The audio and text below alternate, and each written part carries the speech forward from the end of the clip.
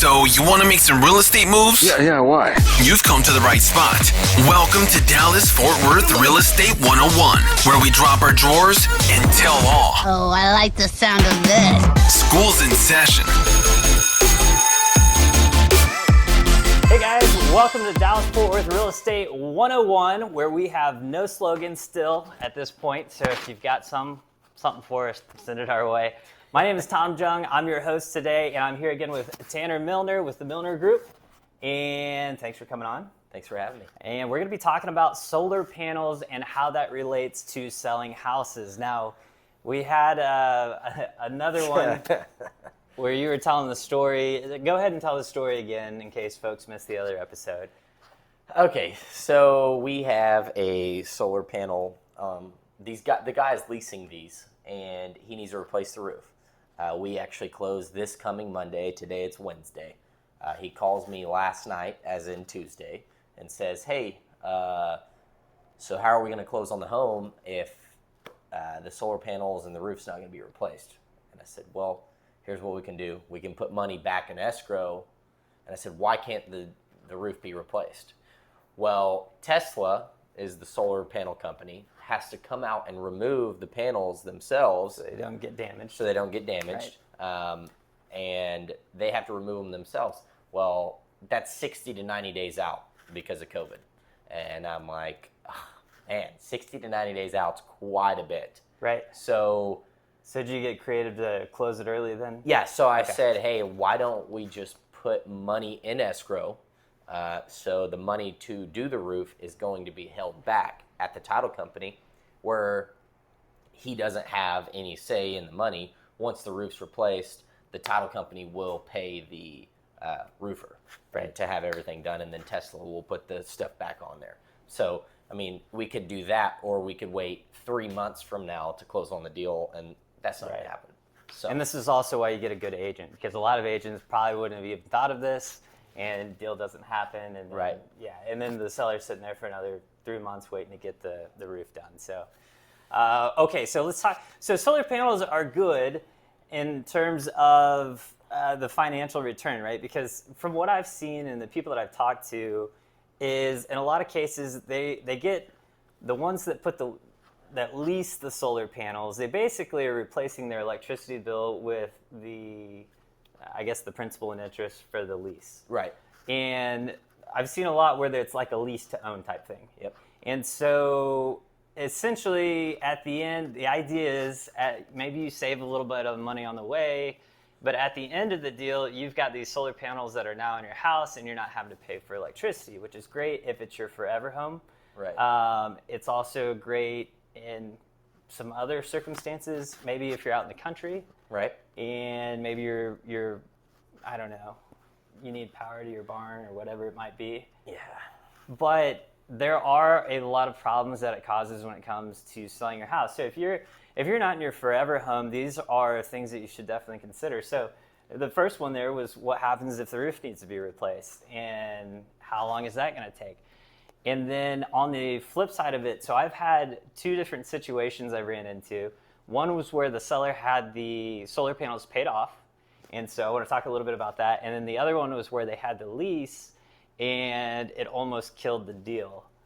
And so I guess I'll jump into the second one first. So one of the things you've got to be cognizant of, especially if you've got what we would call a starter home, which is like a 3-2 and probably somewhere between 200 and 250. So the issue that you're going to have with selling your house if you've got a lease is that lease is going to have to be transferred to the next homeowner. Correct. And what will happen on the lending side of it is the lender's going to have to factor in that payment towards their debt to income ratio. Exactly. And so in this particular situation, I mean, it was like, I think the lease was like $27,000. And the debt to income ratio pushed the lady over the top where she would no longer qualify for that house. And the part that sucked about this is I was early on in my career, I didn't see this coming, and we had already gone through option inspection, all those other things. And so we did end up making that deal work.